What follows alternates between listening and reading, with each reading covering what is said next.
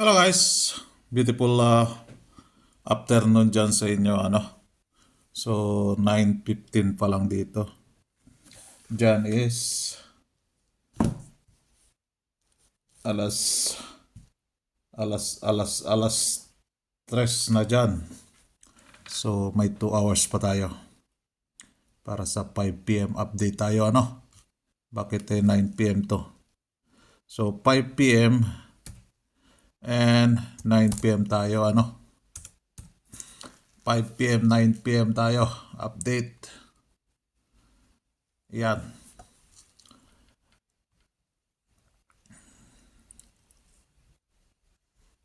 So pumasok talaga yung May na last 2 102. Sinabi ko yan, pwede siya sa 2 PM. Ayan, pumasok sa 2 PM. So total combi 3 po yan Total combi 3. Ayan. So pumasok siya sa alas 2, hindi siya nagpa alas 9 So refresh muna tayo din So sa binigay ko na probables for today, May 6, yan lang po nakadilaw ang pwede dyan 9 PM, mamaya po yan, 9 PM Pa-maintain, meron tayong pa-maintain dyan may last 2 tayo dyan C65 si 99 kaya kumusta?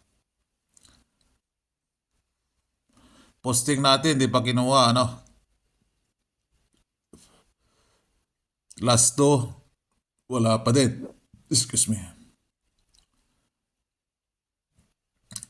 Center 0 kinuha na sa 2 PM Dini kaya sa 5 PM si ending 3. Kumusta na kaya si ending 3? Yan tayo sa ending 3 ngayon Meron akong last 2 dyan. Ipa-flash ko lang yung last 2 dyan So ayan sabi ko pwede siya sa 2 PM. Kaso nga lang 1, 2, 3 na tatlo na kasi dito So ini-stay ko siya dito sa 9 PM. So ayan, pumasok. Di na naman sa oras. So target pair 9-4. Pwede kayo dyan mag 9-4-3 or si 4-1-3 kaya. Palitan na kaya natin tong si 4-1.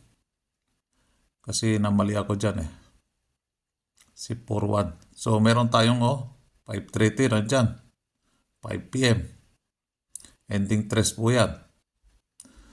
So din pumasok na si last 2 na 0-2. So kukulayan natin siya ng berde. Ayan po Dini tayo sa probables. So ipa-flash ko lang yung kwan dyan yung last 2 para sa 5 PM si ending 3.